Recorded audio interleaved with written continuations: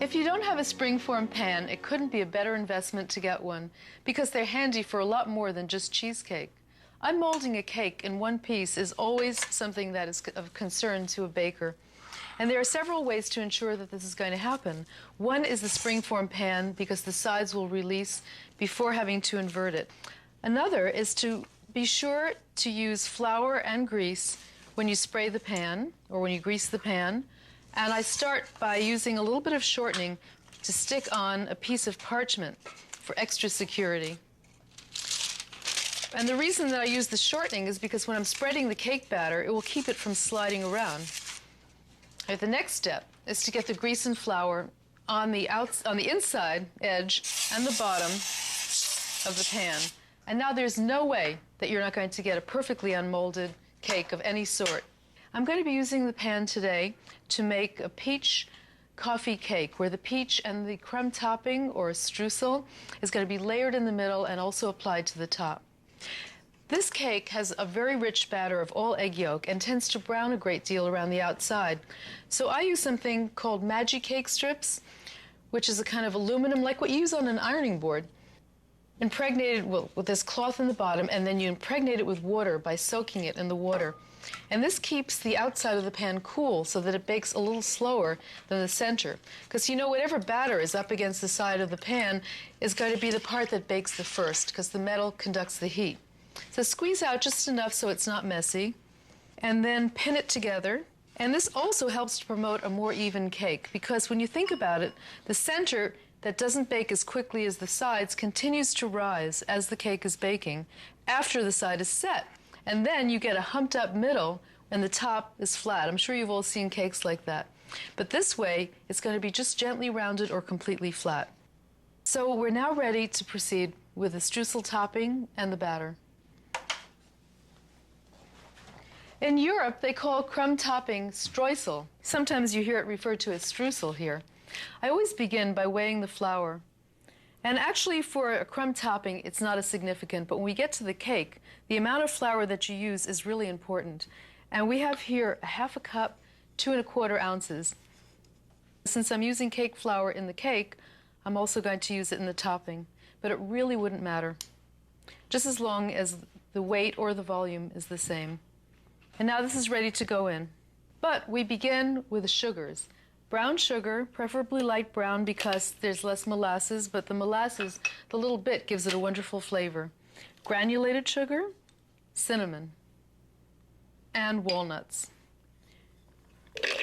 And this is going to come in the middle of the cake. So I always have to remember to take out 3/4 cup approximately before I add the flour and the butter for the streusel crumb topping. Pulsing it just until the walnuts are coarsely chopped. And that way, it'll be the right texture for the filling. And it's going to be pulsed a little bit more with the flour and the butter, and that will make it finer for the topping.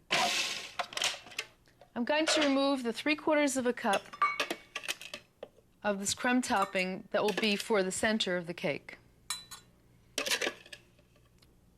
And now I'm going to add the butter and the vanilla and pulse that in. And then the flour. And you notice this little coffee filter is very handy when you are weighing because it's like a little cup and it's very easy to get it into whatever, the mixer or the food processor. Now the reason that I do this crumb topping ahead is that sometimes when it's warm in the kitchen, it starts getting sticky and it's hard to make those nice crumbly little parts. So that way I can put it in the refrigerator. And then when I'm ready to use it, it's much easier to make it look really good. So just empty it out into a bowl, and we're going to see now how easy it is at this consistency to make crumbly toppings. I like it to be like little balls, about like that, because I'm a texture person. And if you want it even more crispy, add the butter melted. For some reason, it integrates differently into the flour, and it becomes more crunchy at the top. And now I'm going to start the batter. I begin by taking 1/4 of the sour cream. Just approximately, you don't have to weigh or measure this. And I'm going to whisk it together with the egg yolk and the vanilla extract. Always use pure vanilla extract because the flavorings don't have nearly the delicious taste or impact. And I'm just mixing it together to make it easier to add. You could add it without mixing it, but this way, since I'm going to be adding it in 3 parts, it's easier when I've broken up the egg. And set it aside, and now simply combine all the dry ingredients. The first thing that I'm adding is the flour. It's cake flour, and that's important because cake flour has more acidity, and that's part of what's going to help this cake support the fruit and the streusel and the crumb topping in the middle. The next ingredient is the sugar, salt, baking soda because we're using sour cream, and the baking soda also helps to make it a little less tangy, but it doesn't take it away completely, and that also enables the cake to be a more acidic batter that will support the weight of the things we're putting in the middle. The rest of the sour cream and the butter. Now the butter should be always, when you're baking a cake, cool room temperature, which means taking it out maybe 20 minutes ahead of time or cutting it up in really small pieces. It should be squishable but not feel warm, not begin to melt. And now it's going to beat for 1.5 minutes. And I start on low so it doesn't hop out of the bowl until it's completely smooth. And this develops the cake structure, and it aerates it, and it mixes it.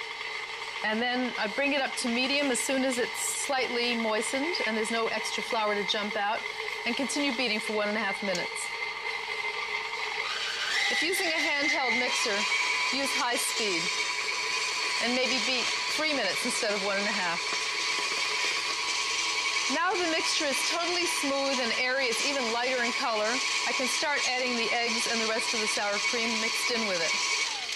So on low speed, add about 1/3, doesn't matter exactly how much, but it integrates better when it's not all added together. And bring up the mixer to medium and beat for 20 seconds, so it's all incorporated.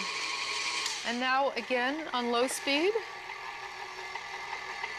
half of what remains, up to medium, and then the final addition. And for the final addition, I stop the mixer and I scrape it in because I want to get all of that into the bowl, because that's what keeps the balance of the recipe. Without all of this, it wouldn't have the structure, it wouldn't have the moisture.